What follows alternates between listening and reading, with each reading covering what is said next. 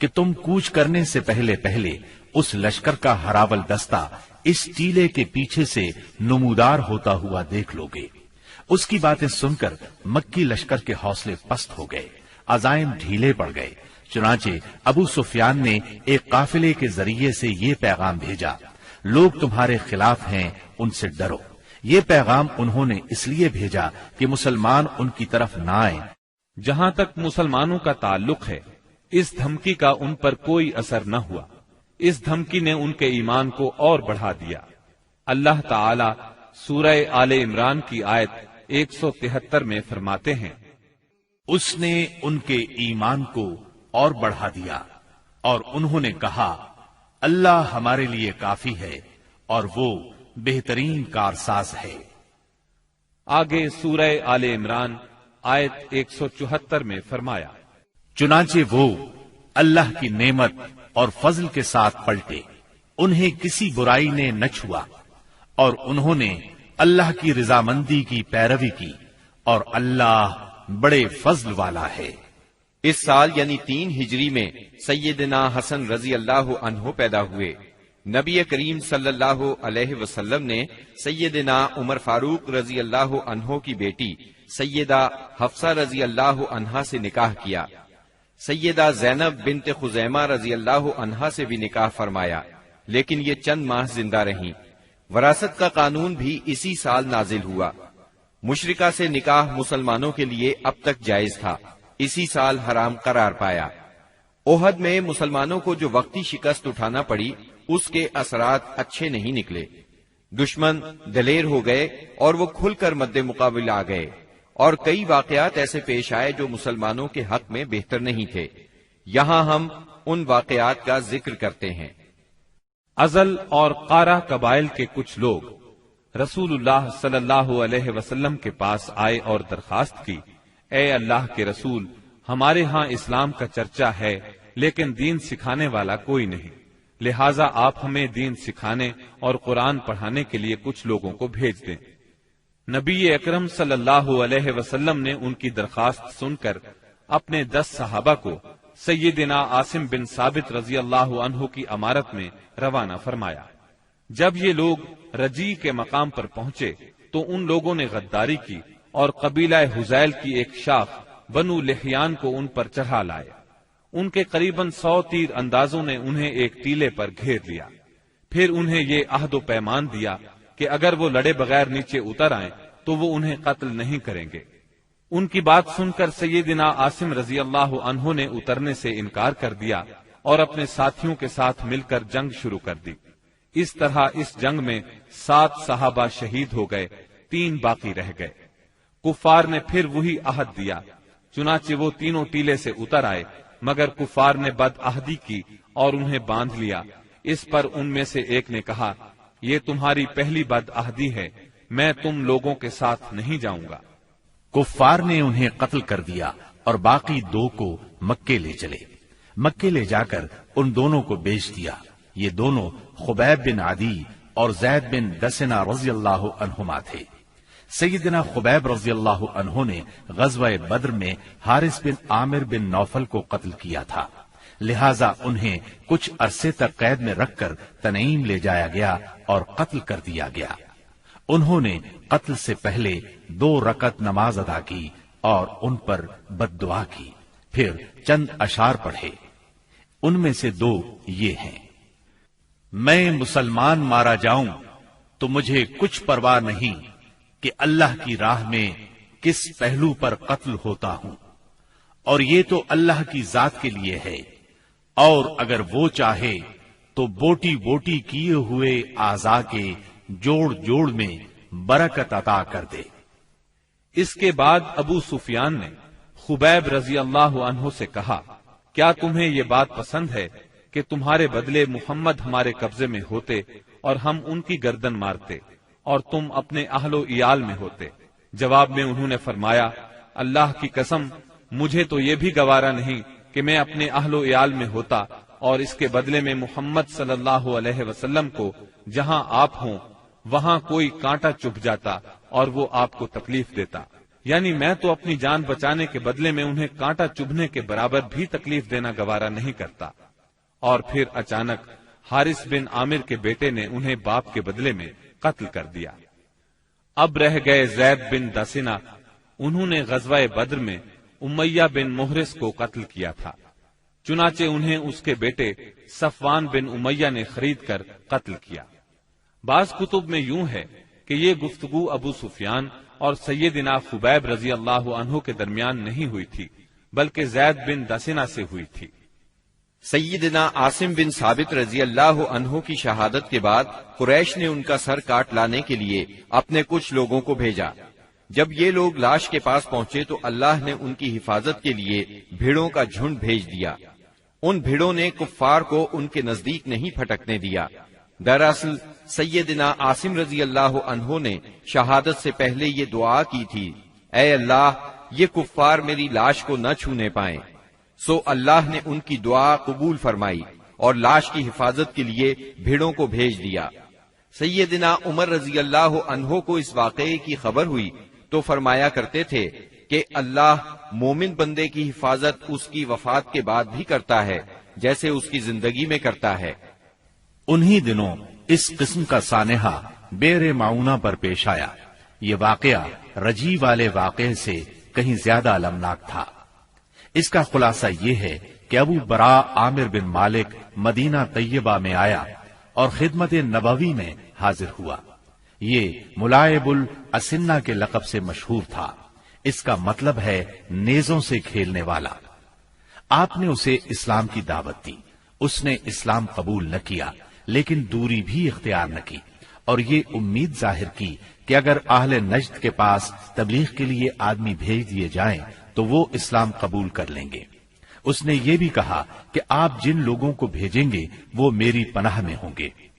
چنانچہ رسول اللہ صلی اللہ علیہ وسلم نے 70 صحابہ کی جماعت اس کے ساتھ کر دی۔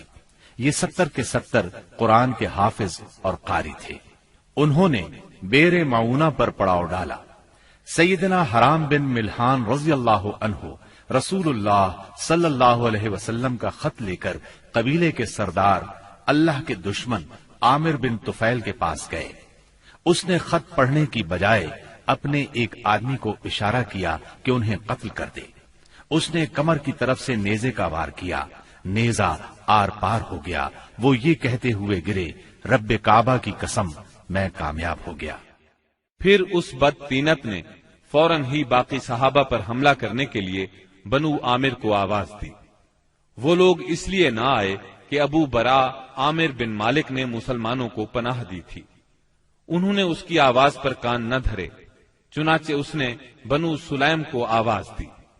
بنو سلیم اور اس کی چند شاخوں ریل، زکوان اور اسیہ نے آ کر صحابہ کرام رضی اللہ عنہم کا محاصرہ کر لیا اور سب کو شہید کر ڈالا۔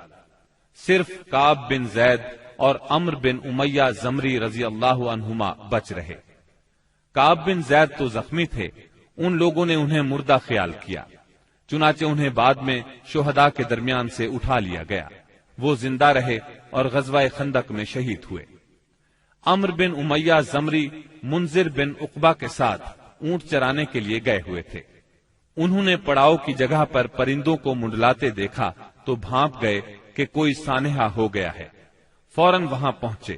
حالات دیکھ کر منذر بن عقبہ نے ان دشمنوں سے لڑ کر شہید ہونے کا فیصلہ کیا۔ چنانچہ وہ ان سے لڑے اور لڑتے لڑتے شہید ہو گئے۔ عمرو بن امیہ کو قید کر لیا گیا۔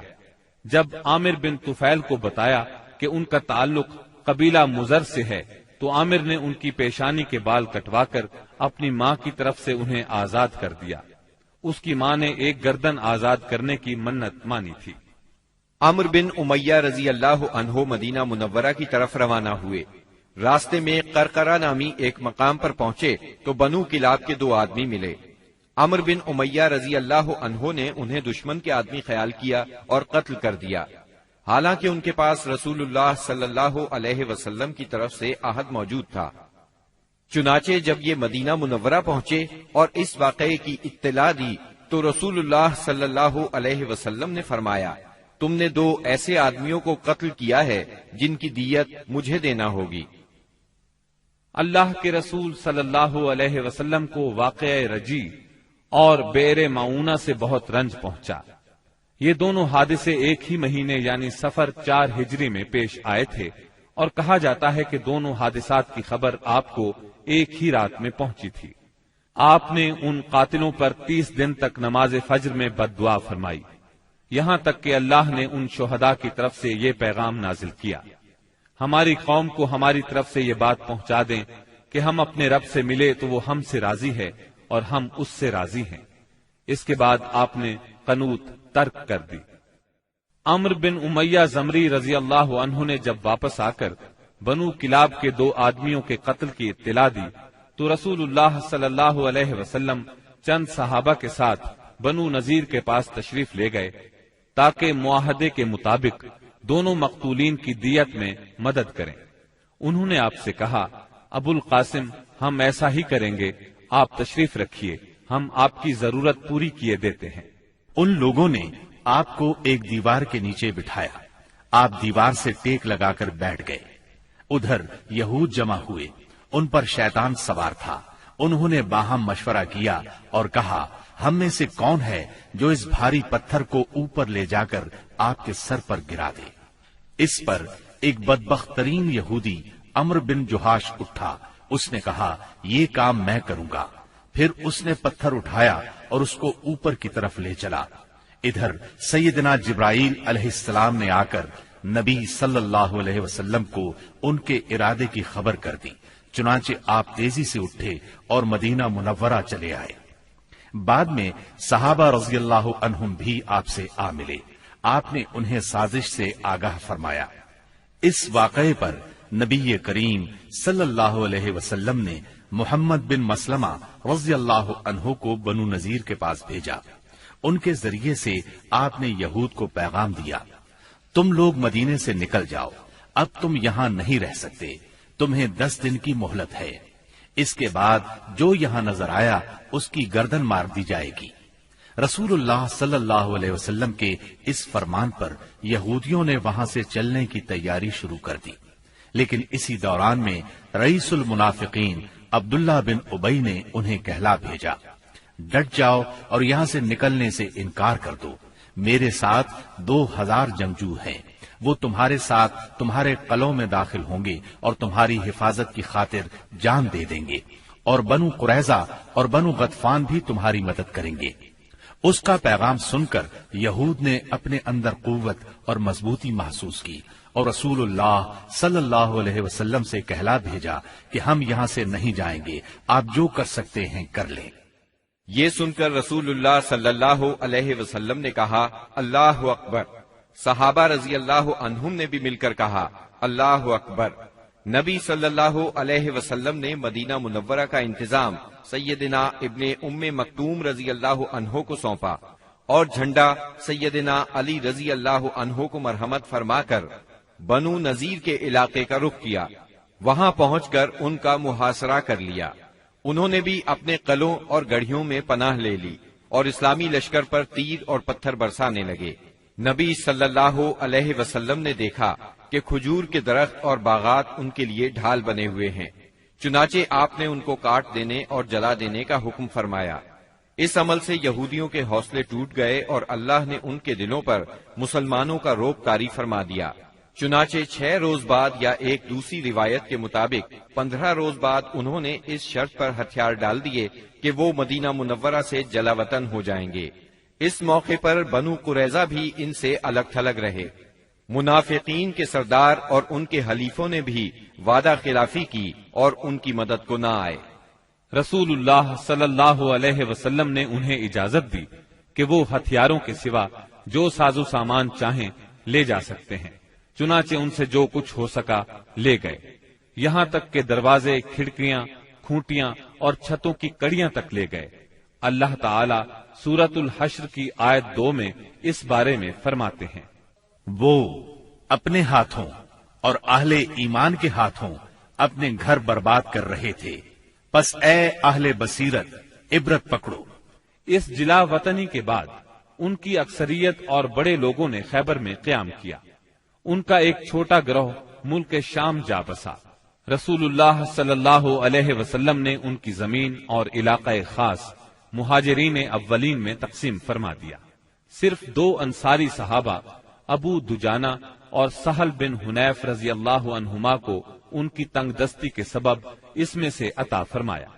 اس کے علاوہ آپ اسی میں سے اپنی ازواج مطہرات کا سال بھر کا خرچ نکالتے تھے۔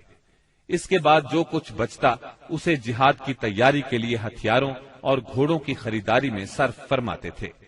آپ نے ان کے پاس سے 50 خود اور 300 تلواریں بھی پائیں۔ ابو سفیان نے احد میں اعلان کیا تھا کہ اگلے سال جنگ ہوگی، چنانچہ شعبان 4 ہجری کی آمد پر رسول اللہ صلی اللہ علیہ وسلم نے اس کے اعلان کے مطابق بدر کا رخ کیا۔ وہاں 8 دن ٹھہر کر ابو سفیان کا انتظار کرتے رہے۔ آپ کے ساتھ 1500 کا لشکر اور 10 گھوڑے تھے۔ جھنڈا سیدنا علی رضی اللہ عنہ کے ہاتھ میں تھا۔ آپ نے مدینے کا انتظام عبداللہ بن رواحہ رضی اللہ عنہ کے سپرد کیا تھا۔ دوسری طرف ابو سفیان بھی 2000 کا لشکر لے کر روانہ ہوا، جس میں 50 سوار تھے۔ مر الزہران پہنچ کر مجنہ نام کے مشہور چشمے پر پڑاؤ ڈالا، لیکن شروع ہی سے ان پر رعب سا طاری تھا۔ واپسی کے بہانے سوچنے لگا۔ بالآخر یہاں پہنچ کر اس نے اپنے ساتھیوں سے کہا، جنگ اس وقت مناسب ہوتی ہے جب شادابی ہو اور ہریالی ہو، تاکہ جانور چر سکیں اور تم بھی دودھ پی سکو۔ اس وقت خشک سالی ہے، لہٰذا میں تو واپس جا رہا ہوں، تم بھی واپس چلے چلو۔ اس پر پورا لشکر کسی مخالفت کے بغیر واپس ہو گیا۔ مسلمانوں کو جب ان کے واپس ہونے کی خبر ملی تو انہوں نے اپنا سامان تجارت فروخت کیا، خوب نفع کمایا اور اس شان سے واپس لوٹے کہ ہر دشمن پر ان کی دھاک بیٹھ چکی تھی اور ہر طرف امن و امان قائم ہو چکا تھا۔ چنانچہ 1 سال سے زیادہ عرصہ گزر گیا اور دشمنوں کو کچھ کرنے کی جرت نہ ہوئی۔ اسی وجہ سے رسول اللہ صلی اللہ علیہ وسلم کو آخری حدود تک امن پھیلانے کا موقع ملا۔ چنانچہ ربیع الاول 5 ہجری میں ڈاکوؤں کی سرکوبی کے لیے دومت الجندل تشریف لے گئے اور یوں ہر طرف امن و امان ہو گیا۔ بنو نذیر مدینہ منورہ سے نکلنے کو تو نکل گئے، مگر خیبر پہنچ کر انہوں نے اپنی سازشوں کا جال سارے ملک عرب میں پھیلا دیا۔ ان کے رئیسوں نے مکے جا کر قریش کو آمادہ کیا، قبیلہ غطفان کو خیبر کی آدھی پیداوار کا لالچ دے کر اپنے ساتھ ملا لیا۔ بنی اسد ان کے حلیف تھے، وہ بھی اٹھ کھڑے ہوئے۔ غرض سب مل ملا کر 10,000 کا بھاری لشکر مدینہ منورہ کی طرف روانہ ہوا۔ جب نبی اکرم صلی اللہ علیہ وسلم کو ان کی چڑھائی کی خبر ملی تو آپ نے صحابہ کرام رضی اللہ عنہم سے مشورہ کیا۔ سیدنا سلمان فارسی رضی اللہ عنہ نے مشورہ دیا کہ شہر کے 3 اطراف میں دشوار گزار پہاڑ، مکانات اور کھجوروں کے گھنے باغات ہیں جو پناہ کا کام دیتے ہیں۔ صرف شمالی سمت کھلی ہے، اگر وہاں خندق کھود دی جائے تو شہر کا حملہ روکا جا سکتا ہے۔ آپ نے یہ رائے پسند کی، لہذا آپ نے اسی جانب ہرہ شرقیہ اور غربیہ کے درمیان کا سب سے تنگ مقام منتخب کیا، جو کم و بیش 1 میل ہے۔ وہاں خندق کھود کر دونوں ہروں کو ملا دیا۔ مغرب میں یہ خندق سلا پہاڑی کے شمال سے شروع ہوتی تھی اور مشرق میں مقام شیخین کے پاس ہرہ شرقیہ کے ایک بڑھے ہوئے سرے سے جا ملتی تھی۔ آپ نے ہر 10 آدمیوں کو 40 ہاتھ خندق کھودنے کا کام سونپا اور خود بھی خندق کھودنے اور مٹی ڈھونے میں شریک ہو گئے۔ لوگ رجز پڑھتے اور آپ جواب دیتے، نیز آپ رجز پڑھتے اور لوگ جواب دیتے تھے۔ لوگوں نے خندق کھودنے میں بڑی مشقتیں برداشت کی، بالخصوص سردی اور بھوک کی شدت۔ لوگوں نے رسول اللہ صلی اللہ علیہ وسلم سے بھوک کی شکایت کی اور اپنے پیٹوں پر 1 پتھر بندھے ہوئے دکھلائے تو آپ نے انہیں اپنے پیٹ پر 2 پتھر دکھلا دیے۔ خندق کی کھدائی کے دوران بعض نشانیاں بھی دیکھنے میں آئیں۔ سیدنا جابر نے رسول اللہ صلی اللہ علیہ وسلم کی بھوک کی سختی دیکھی تو صبر نہ کر سکے، اپنی بکری کا ایک بچہ ذبح کیا اور ان کی بیوی نے 1 سا جو پیسے۔ پھر خفیہ طور پر رسول اللہ صلی اللہ علیہ وسلم کو چند صحابہ کرام سمیت دعوت دی، مگر رسول اللہ صلی اللہ علیہ وسلم سارے اہل خندق کے ساتھ، جن کی تعداد 1000 تھی، چل پڑے اور سب نے شکم سیر ہو کر کھایا۔ پھر بھی ہانڈی بھری ہوئی ابلتی رہی اور آٹے سے روٹی پکتی رہی۔ اس طرح سیدنا برا کے ساتھیوں کا ایک سخت چٹان سے سامنا ہوا۔ نبی صلی اللہ علیہ وسلم نے اتر کر بسم اللہ کہا اور کدال سے ایک ضرب لگائی تو ایک ٹکڑا کٹ گیا اور اس سے ایک روشنی نکلی۔ آپ نے فرمایا اللہ اکبر، مجھے شام کی کنجیاں دی گئیں اور اس وقت میں اس کے سرخ محل دیکھ رہا ہوں۔ اس کے بعد آپ نے دوسری ضرب لگائی اور فتح فارس کی خوشخبری سنائی، پھر تیسری ضرب لگائی اور فتح یمن کی خوشخبری سنائی اور پوری چٹان کٹ گئی۔ ادھر قریش اور ان کے پیروکار 4000 کا لشکر لے کر آئے۔ ان کے ساتھ 300 گھوڑے اور 1000 اونٹ تھے۔ ان کا سالار ابو سفیان تھا اور جھنڈا عثمان بن طلحہ نے اٹھا رکھا تھا۔ جب یہ لشکر مدینہ کے قریب پہنچا تو خندق دیکھ کر دنگ رہ گیا، چنانچہ انہیں مدینہ منورہ کے باہر پڑاؤ کرنا پڑا۔ ادھر 3000 مسلمان پوری طرح ہوشیار تھے اور خندق کی نگرانی کر رہے تھے۔ دونوں اطراف سے تیر اندازی شروع ہوئی جو کئی دن تک جاری رہی۔ ایک روز مشرکین کے شاہ سواروں کی ایک جماعت نے ایک تنگ مقام سے خندق عبور کر لی۔ ان لوگوں میں عمرو بن عبد ود، اکرمہ بن ابی جہل اور زرار بن خطاب وغیرہ شامل تھے۔ ان کے گھوڑے اندر داخل ہو کر چکر کاٹنے لگے۔ ایسے میں سیدنا علی رضی اللہ عنہ چند مسلمانوں کے ساتھ نکلے اور جس مقام سے انہوں نے خندق عبور کی تھی اس پر قبضہ کر لیا۔ اس طرح انہوں نے ان لوگوں کا واپسی کا راستہ بند کر دیا۔ اس پر عمرو بن عبد ود نے انہیں مقابلے کے لیے للکارا۔ وہ بہت بہادر اور ظالم تھا۔ سیدنا علی رضی اللہ عنہ نے کوئی بات کہہ کر اسے بھڑکا دیا۔ وہ گھوڑے سے اتر آیا۔ اب دونوں نے ایک دوسرے پر بڑھ چڑھ کر وار کیے۔ آخر سیدنا علی نے اسے ایک کاری ضرب لگائی، وہ وہیں ڈھیر ہو گیا۔ باقی مشرک بھاگ نکلنے میں کامیاب ہو گئے۔ بھاگتے وقت ان کی بدحواسی کا عالم یہ تھا کہ اکرمہ اپنا نیزہ چھوڑ گیا۔ نوفل بن عبداللہ خندق میں جا گرا، جسے مسلمانوں نے قتل کر دیا۔ اب مشرکین نے تیر اندازی شروع کر دی۔ تیروں کے ساتھ وہ پتھر بھی برسا رہے تھے۔ مسلمان عورتیں ایک قلعے میں محفوظ تھیں۔ وہ قلعہ بنو قریظہ کے پاس تھا۔ بنو قریظہ نے جب یہ دیکھا کہ مسلمان حملے کی زد میں ہیں، ادھر میدان خالی ہے، تو قلعے پر قبضے کے برے ارادے سے قلعے کی طرف بڑھے۔ ایک یہودی تو پھاٹک کے پاس پہنچ گیا۔ عورتوں نے بھی انہیں دیکھ لیا اور ان کے ارادے کو بھانپ لیا۔ سیدنا زبیر رضی اللہ عنہ کی والدہ اور نبی کریم صلی اللہ علیہ وسلم کی پھوپھی سیدہ صفیہ رضی اللہ عنہا آگے بڑھی اور اس پر حملہ کر دیا۔ آن کی آن میں وہ ڈھیر ہو گیا۔ انہوں نے اس کا سر کاٹ کر میدان میں پھینک دیا۔ اپنے ساتھی کا سر دیکھ کر بنو قریظہ کے لوگ یہ سمجھے کہ قلعے میں مسلمانوں کی فوج موجود ہے، لہذا آگے بڑھنے سے رک گئے اور واپس لوٹ گئے۔ غزوہ خندق شوال 5 ہجری میں پیش آیا تھا۔ مشرکین نے قریباً 1 ماہ تک مسلمانوں کا محاصرہ جاری رکھا۔ اس کا مطلب ہے محاصرہ شوال میں شروع ہوا اور ذیقعد میں ختم ہوا۔ ابن سعد کا بیان ہے کہ جس روز رسول اللہ صلی اللہ علیہ وسلم واپس ہوئے وہ بدھ کا روز تھا اور ذیقعد کے ختم ہونے میں صرف 7 دن باقی تھے۔ اس جنگ میں دونوں طرف کے صرف چند افراد مارے گئے، یعنی 10 مشرک اور 6 مسلمان۔ ایک تیر سعد بن معاذ رضی اللہ عنہ کو لگا، جس سے ان کے بازو کی بڑی رگ کٹ گئی۔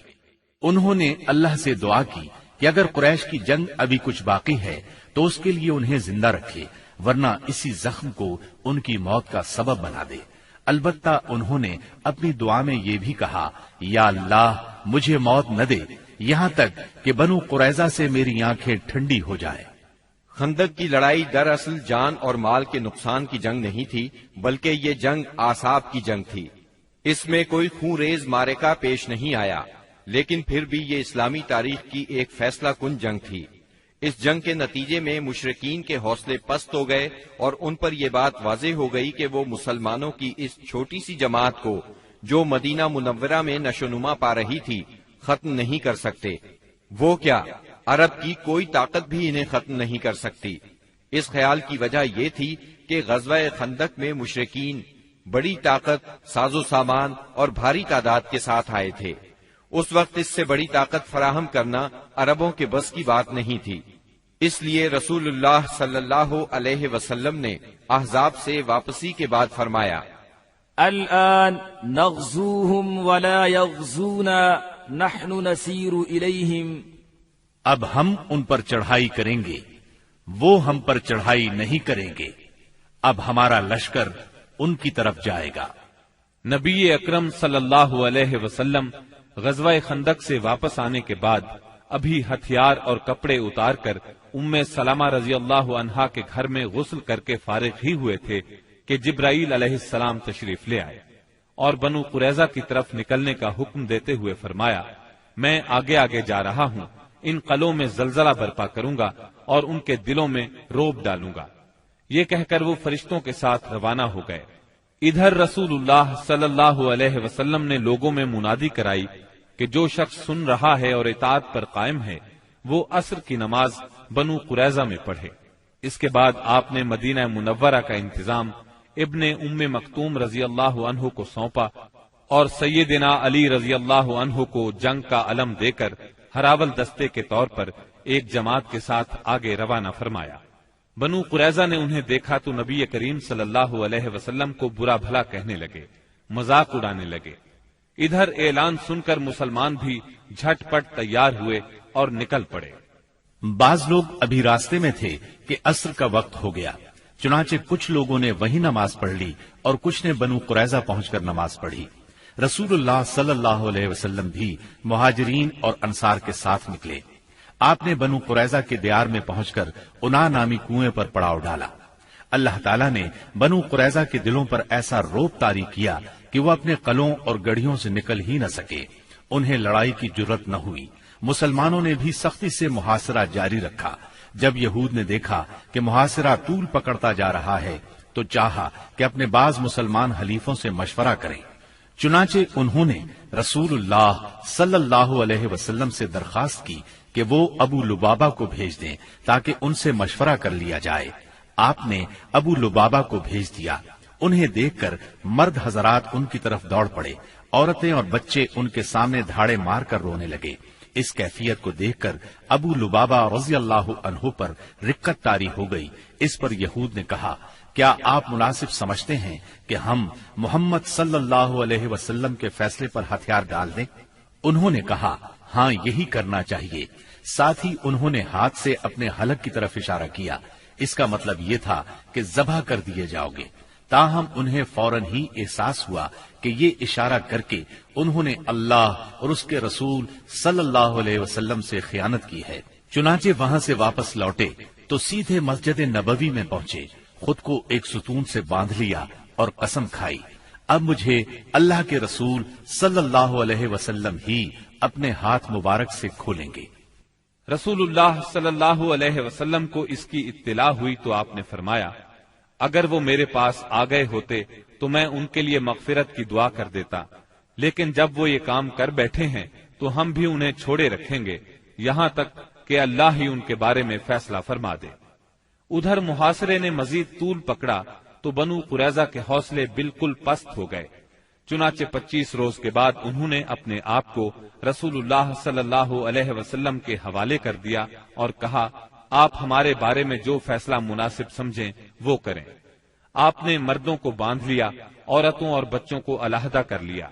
اس پر قبیلہ اوس کے لوگوں نے عرض کیا، یہ ہمارے حلیف ہیں، ان پر رحم فرمائیں، جس طرح خزرج کے حلیفوں بنو قینقاع پر احسان فرمایا تھا۔ آپ نے فرمایا، کیا آپ لوگ اس بات پر راضی ہیں کہ آپ کے بارے میں آپ ہی کا ایک آدمی فیصلہ کر دے؟ انہوں نے کہا، کیوں نہیں، ہمیں یہ بات منظور ہے۔ آپ نے سیدنا سعد بن معاذ رضی اللہ عنہ کو بلوا بھیجا۔ انہیں غزوہ خندق میں زخم لگا تھا، اس کی وجہ سے وہ مدینہ منورہ میں تھے۔ انہیں گدھے پر سوار کر کے لایا گیا۔ جب یہ رسول اللہ صلی اللہ علیہ وسلم کے قریب پہنچے تو آپ نے فرمایا، اپنے سردار کی طرف اٹھو۔ چنانچہ یہ لوگ اٹھ کر ان کے استقبال کے لیے گئے۔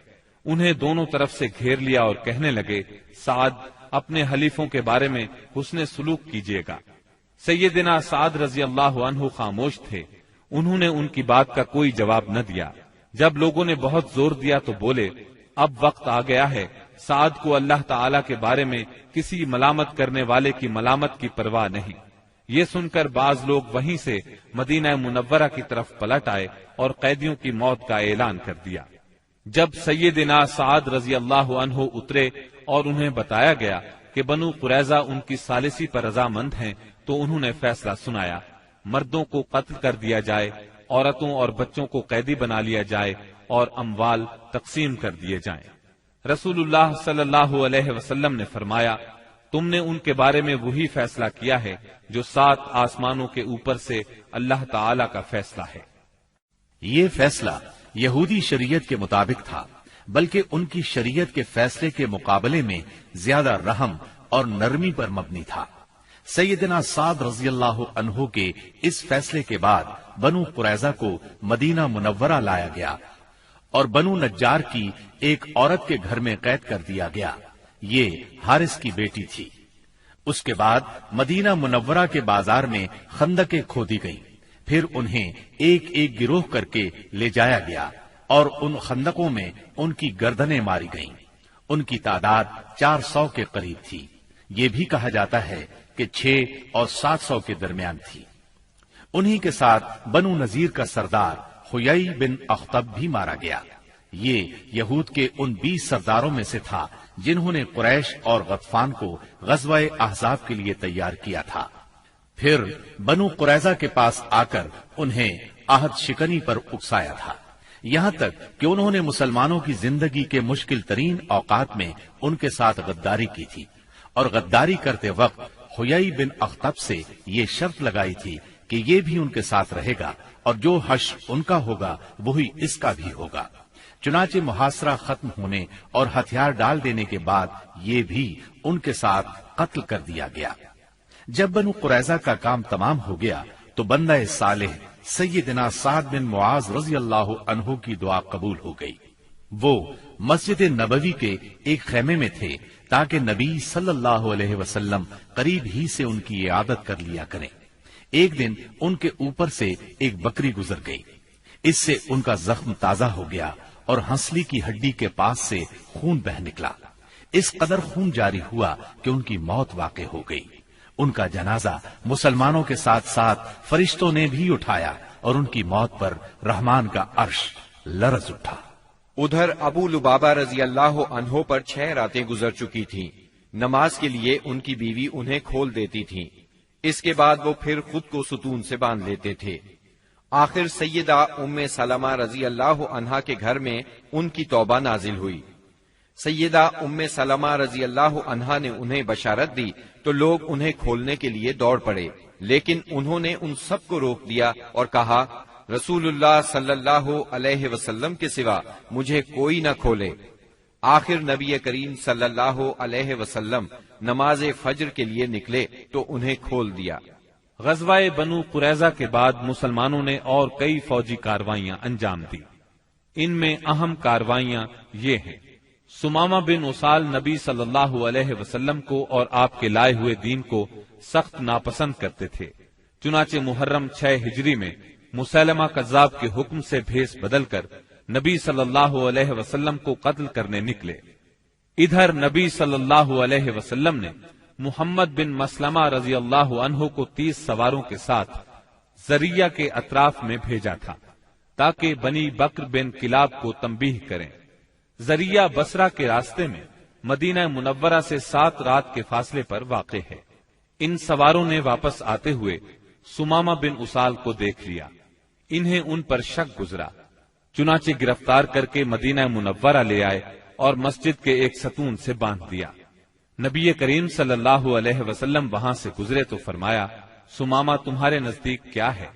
انہوں نے کہا، اے محمد، میرے نزدیک خیر ہے، اگر قتل کرو گے تو ایک خون والے کو قتل کرو گے، اگر احسان کرو گے تو ایک قدردان پر احسان کرو گے، مال چاہتے ہو تو مانگو، جو چاہو گے دیا جائے گا۔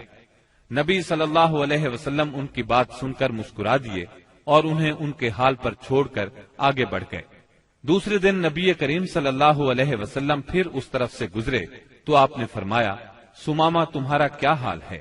وہ بولے، میں ٹھیک ہوں، اگر قتل کرو گے تو ایک قصاص والے کو قتل کرو گے، اگر احسان کرو گے تو ایک قدردان پر احسان کرو گے، اگر مال چاہتے ہو تو مانگو، جو چاہو گے دیا جائے گا۔ آپ ان کی بات سن کر مسکرائے اور آگے بڑھ گئے۔ تیسرے دن پھر یہی گفتگو ہوئی۔ اس روز آپ نے فرمایا سمامہ کو چھوڑ دو۔ صحابہ کرام رضی اللہ عنہم نے انہیں چھوڑ دیا۔ اس کے بعد انہوں نے غسل کیا اور مسلمان ہو گئے۔ اسلام لانے کے بعد وہ بولے، اللہ کی قسم، اسلام لانے سے پہلے روئے زمین پر کوئی چہرہ میرے نزدیک آپ کے چہرے سے زیادہ قابل نفرت نہیں تھا، لیکن اب آپ کا چہرہ میرے نزدیک روئے زمین پر سب سے زیادہ محبوب ہو گیا ہے۔ اور اللہ کی قسم، روئے زمین پر کوئی دین میرے نزدیک آپ کے دین سے زیادہ ناپسندیدہ نہیں تھا، مگر اب آپ کا دین میرے نزدیک تمام ادیان سے زیادہ پسندیدہ ہو گیا ہے۔ واپسی پر سیدنا سمامہ رضی اللہ عنہ عمرے کے لیے مکہ گئے تو قریش نے انہیں اسلام لانے پر ملامت کی۔ اس پر وہ بولے، اللہ کی قسم، تمہارے پاس یمامہ سے گندم کا ایک دانہ بھی نہیں آئے گا جب تک رسول اللہ صلی اللہ علیہ وسلم اس کی اجازت نہ دے دیں۔ چنانچہ واپسی پر انہوں نے اہل مکہ کے لیے گندم فروخت کرنے کی ممانعت کر دی، جس سے وہ مشکل میں پڑ گئے، یہاں تک کہ انہوں نے نبی صلی اللہ علیہ وسلم کو خط لکھا، اس میں اپنی قرابت کا واسطہ دیا اور درخواست کی کہ آپ سمامہ کو لکھ دیں، وہ گندم فروخت کرنے کی اجازت دے دیں۔ آپ نے سمامہ رضی اللہ عنہ کو لکھ دیا۔ بنو لہیان وہی ہیں جنہوں نے رجی کے مقام پر دھوکے سے 8 صحابہ کرام رضی اللہ عنہم کو شہید کیا تھا اور 2 کو اہل مکہ کے ہاتھوں فروخت کر دیا تھا، جہاں وہ بے دردی سے شہید کر دیے گئے تھے۔ یہ لوگ حجاز کے بہت اندر عصفان کی حدود میں آباد تھے، اسی لیے نبی صلی اللہ علیہ وسلم نے ان سے انتقام لینے میں قدر تاخیر سے کام لیا۔ جب کفار کے مختلف گروہوں میں پھوٹ پڑ گئی اور آپ دشمنوں سے کسی قدر مطمئن ہو گئے تو آپ نے مدینہ منورہ کا انتظام ابن ام مکتوم رضی اللہ عنہ کو سونپ کر 200 صحابہ اور 20 گھوڑوں کے ساتھ ربیع الاول 6 ہجری میں بنو لہیان کا رخ کیا اور یلغار کرتے ہوئے بطن غران تک پہنچ گئے۔ یہ امج اور عصفان کے درمیان بطن غران نامی ایک وادی ہے اور اسی جگہ آپ کے صحابہ کرام رضی اللہ عنہم کو شہید کیا گیا تھا۔ آپ نے ان کے لیے دعائے رحمت کی، 2 روز تک یہیں قیام فرمایا۔ ادھر بنو لہیان کو آپ کی آمد کی خبر مل گئی، وہ پہاڑوں کی طرف بھاگ گئے، ان کا کوئی آدمی ہاتھ نہ آ سکا۔ پھر آپ نے عصفان کا قصد کیا اور وہاں سے 10 سواروں کا دستہ آگے بھیجا تاکہ قریش ان کی آمد کا حال سن کر مرعوب ہو جائے۔ اس دستے نے قراء الغمیم تک کا چکر لگایا۔ اس کے بعد آپ کل 14 دن مدینہ منورہ سے باہر گزار کر واپس مدینے لوٹ آئے۔ جمادی الاولیٰ 6 ہجری میں رسول اللہ صلی اللہ علیہ وسلم نے سیدنا زید بن حارثہ رضی اللہ عنہ کو 170 سواروں کے ساتھ عیس کی جانب روانہ فرمایا۔ انہیں روانہ کرنے کا مقصد یہ تھا کہ وہ شام سے آنے والے ایک قریشی قافلے کو پکڑیں۔ اس قافلے کے سربراہ رسول اللہ صلی اللہ علیہ وسلم کی صاحبزادی سیدہ زینب رضی اللہ عنہا کے شوہر ابو العاص بن ربی تھے۔ اس مہم میں قریش کے ایک قافلے کا مال ہاتھ آیا، لیکن ابو العاص بھاگ نکلنے میں کامیاب ہو گئے اور سیدھے مدینہ منورہ جا پہنچے۔ انہوں نے سیدہ زینب رضی اللہ عنہا کی پناہ لے لی اور ان سے کہا، رسول اللہ صلی اللہ علیہ وسلم سے کہیں آپ قافلے کا سامان واپس کر دیں۔ سیدہ زینب رضی اللہ عنہا نے سفارش کی تو نبی کریم صلی اللہ علیہ وسلم نے چھوٹی بڑی ہر چیز واپس کر دی۔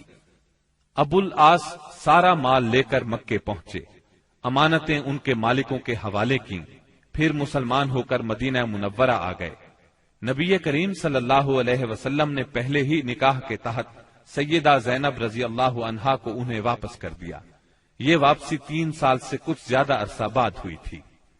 رسول اللہ صلی اللہ علیہ وسلم نے اس دوران میں مزید کئی سرایا بھیجے، جن کا دشمن کی سرکشی توڑنے، ان کے شر کی آگ بجھانے اور دور دراز علاقوں میں امن پھیلانے میں بڑا اثر تھا۔ پھر آپ کے پاس کچھ اس طرح کی خبریں آئیں کہ آپ غزوہ بنو المستلق کے لیے تشریف لے گئے۔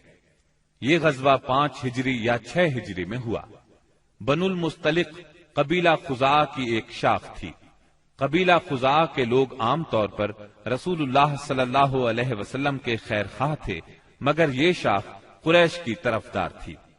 رسول اللہ صلی اللہ علیہ وسلم کو معلوم ہوا کہ یہ لوگ آپ سے لڑنے کے لیے جنگ کی تیاری کر رہے ہیں۔ آپ نے اس خبر کی تحقیق کے لیے بریدہ بن حسیب رضی اللہ عنہ کو بھیجا۔ ان سے معلوم ہوا کہ خبر درست ہے، لہذا آپ نے مدینہ منورہ کا انتظام سیدنا زید بن حارثہ رضی اللہ عنہ کو سونپا، اور یہ بھی کہا جاتا ہے کسی اور کو سونپا، اور بنو المستلق کی طرف یلغار کرتے ہوئے نکلے تاکہ بالکل اچانک ان پر ٹوٹ پڑے۔ آپ کے ساتھ 700 صحابہ کرام تھے، اور بنو المستلق اس وقت قدید کے اطراف میں ساحل کے قریب مریسی نامی ایک چشمے پر پڑاؤ ڈالے ہوئے تھے۔ آپ نے اس حال میں ان پر چھاپا مارا کہ وہ غافل تھے، بعض کو قتل کیا، عورتوں اور بچوں کو گرفتار کیا اور مال مویشی پر قبضہ کر لیا۔ اس وقت شعبان 5 ہجری کے آخری دن تھے، اور یہ بھی کہا جاتا ہے کہ 6 ہجری کے ابتدائی دن تھے۔ قیدیوں میں بنو المستلق کے رئیس حارث بن ابی زرار کی صاحبزادی جویریہ بھی تھی۔ مدینہ منورہ آ کر ان کے اسلام لانے پر نبی صلی اللہ علیہ وسلم نے انہیں آزاد کر کے ان سے شادی کر لی۔ اس پر صحابہ کرام نے بنو المستلق کے 100 گھرانے آزاد کر دیے۔ یہ پہلے ہی مسلمان ہو چکے تھے۔ صحابہ کرام نے انہیں آزاد کرتے ہوئے کہا، یہ رسول اللہ صلی اللہ علیہ وسلم کے سسرال کے لوگ ہیں۔ اس طرح ام المومنین سیدہ جویریہ رضی اللہ عنہا اپنی قوم کے لیے نہایت عظیم اور برکت والی خاتون ثابت ہوئی۔ اس غزوے سے واپسی پر جب مسلمانوں کے پاس پینے کے لیے اور وضو کے لیے پانی نہ بچا تو تیمم کا حکم نازل ہوا۔ اسی سال پردے کا حکم نازل ہوا۔ مسلمان عورتوں اور مردوں کو نگاہ نیچی رکھنے کا حکم دیا گیا۔ پردے کے متعلق احکامات سورہ نور کی آیت 30 اور 31 میں تفصیل سے موجود ہیں۔ پردے کے اس حکم سے پاکیزہ خواتین بلکہ سبھی خواتین کی عزت و عصمت کو ہمیشہ کے لیے پناہ گاہ مل گئی، اور انسانی معاشرے میں عورتوں کی عزت اور وقار کو انتہائی قابل قدر تحفظ مل گیا۔ اس طرح عورتوں کے لیے احترام میں اس قدر اضافہ ہوا کہ جو کائنات کے کسی اور نظام نے عورتوں کو عطا نہیں کیا تھا۔ خواتین کو اگر اپنا مقام، مرتبہ، حیثیت اور اہمیت معلوم کرنا ہو تو انہیں تعلیم اسلام کے راستے میں یہ سب کچھ میسر ہوگا۔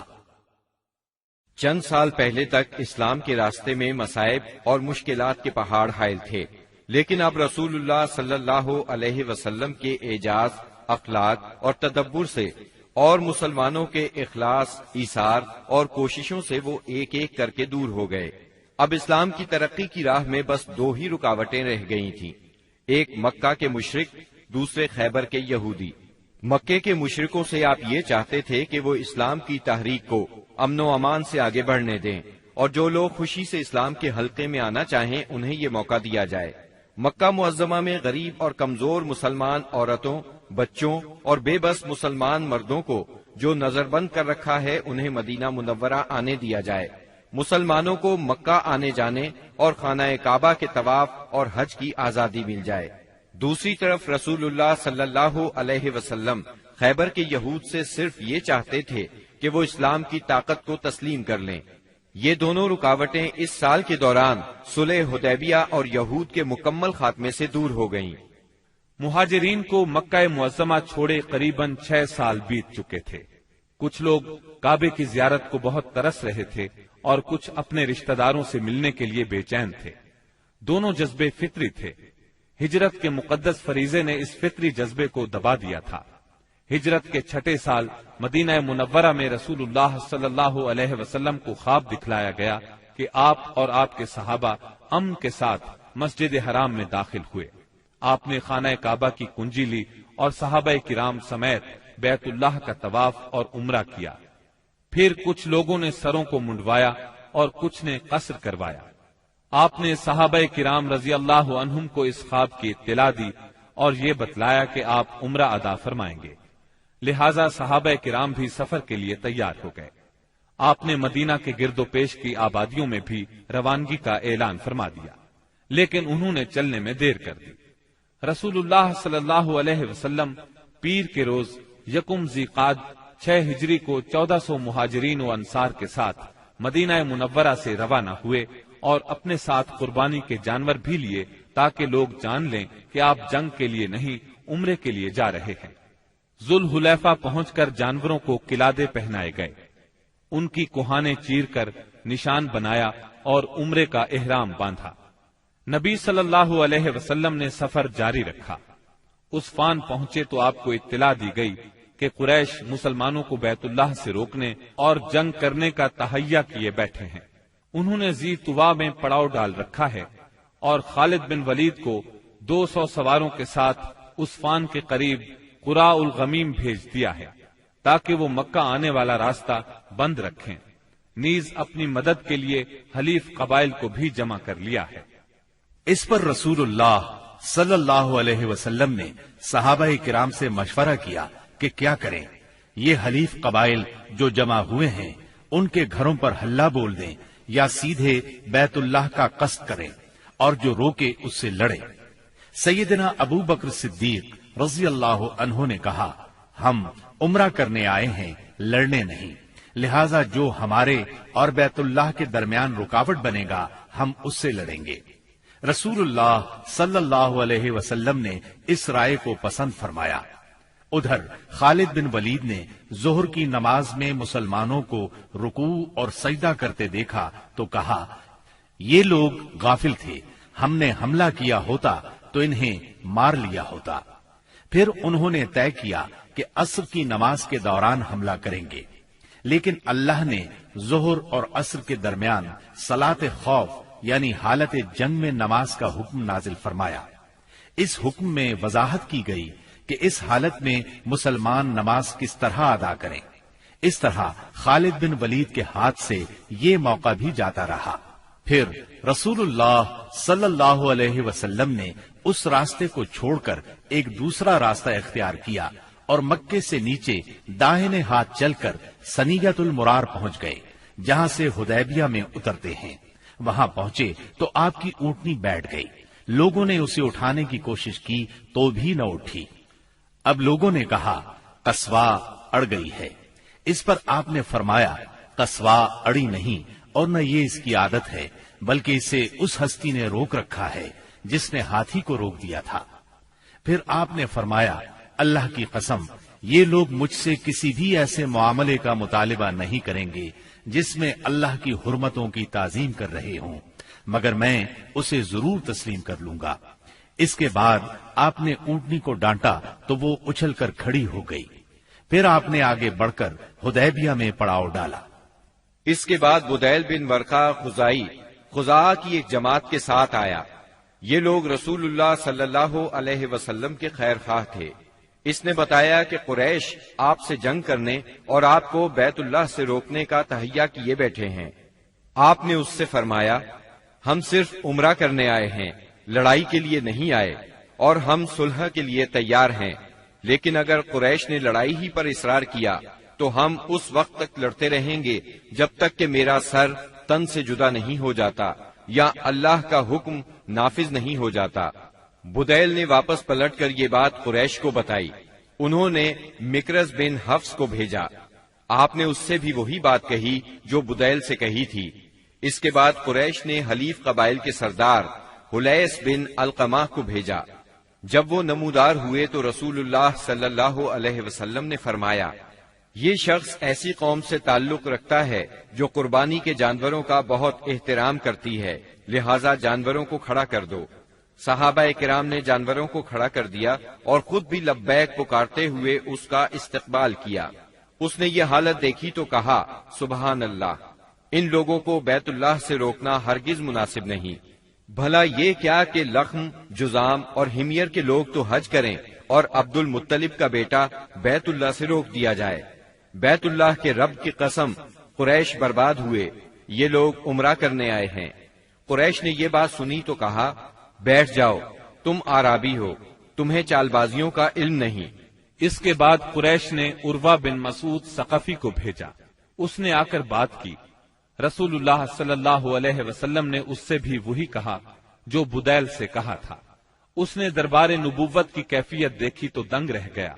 اس نے مکہ واپس جا کر کہا، میں نے قیصر و کسریٰ کے دربار دیکھے ہیں، مگر جیسے جانثار محمد بن عبداللہ کو ملے ہیں ان کی کوئی مثال نہیں۔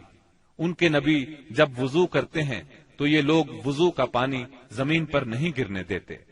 اب رسول اللہ صلی اللہ علیہ وسلم نے طے کیا کہ قریش کے پاس ایک سفیر بھیجیں جو انہیں یقین دلائے کہ آپ عمرہ ہی کے لیے آئے ہیں۔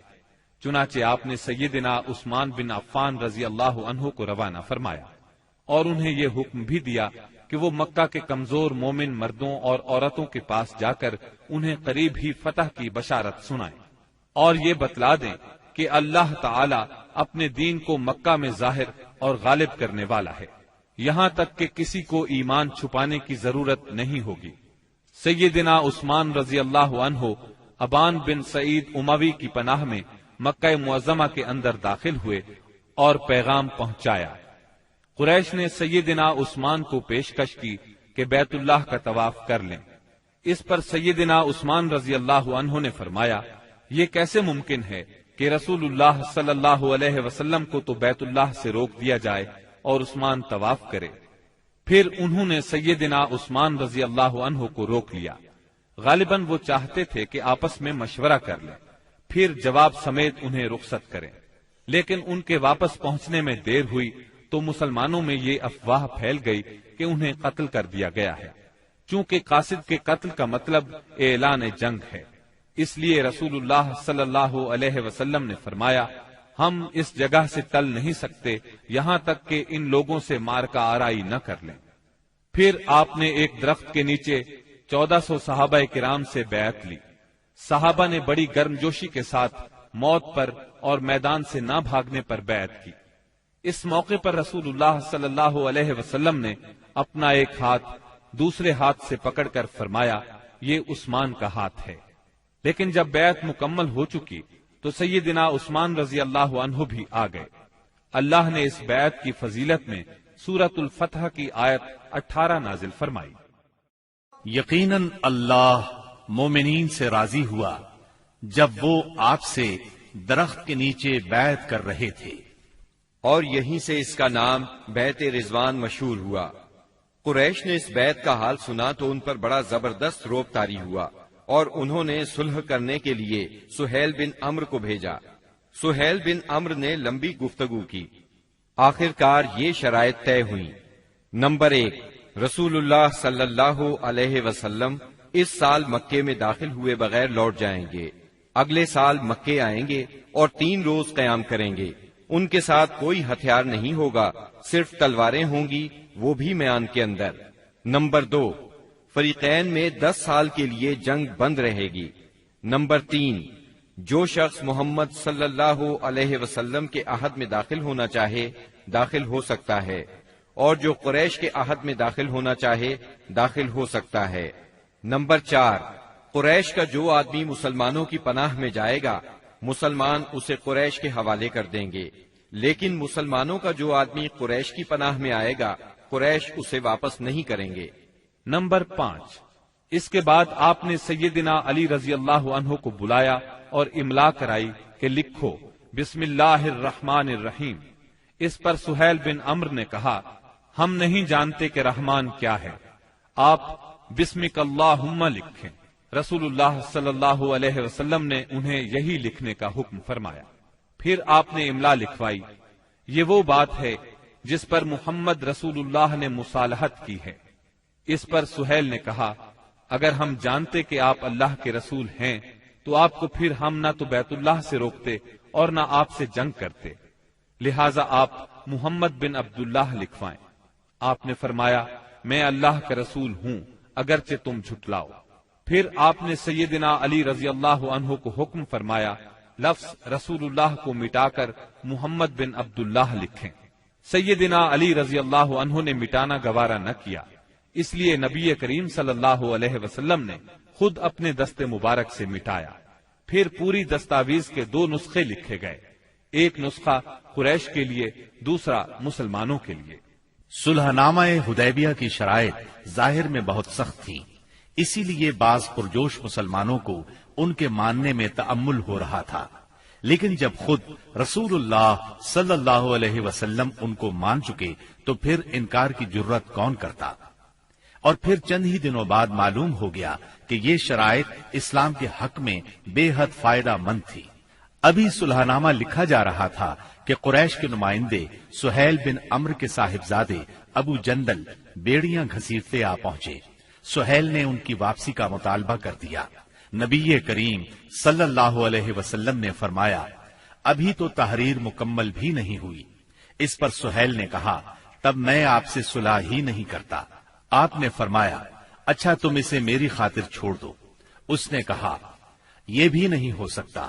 پھر سہیل نے ابو جندل کو مارا۔ ابو جندل نے چیخ کر کہا، مسلمانوں، کیا میں مشرکین کی طرف واپس کیا جاؤں گا کہ وہ مجھے میرے دین سے فتنے میں ڈالیں؟ اس پر اللہ کے رسول صلی اللہ علیہ وسلم نے فرمایا، صبر کرو اور ثواب کا باعث سمجھو۔ اللہ تمہارے لیے اور تمہارے علاوہ جو دوسرے کمزور مسلمان ہیں ان سب کے لیے کشادگی اور پناہ کی جگہ بنائے گا۔ ہم نے مشرکین سے صلح کر لی ہے اور ہم نے ان کو اور انہوں نے ہم کو اس پر اللہ کا عہد دے رکھا ہے، اس لیے ہم بدعہدی نہیں کر سکتے۔ اس صلح کا اثر اسلامی دعوت کی رفتار پر بہت اچھا ہوا۔ عام عرب سے ملنے اور انہیں اللہ کی دعوت دینے کا موقع مسلمانوں کے ہاتھ لگا۔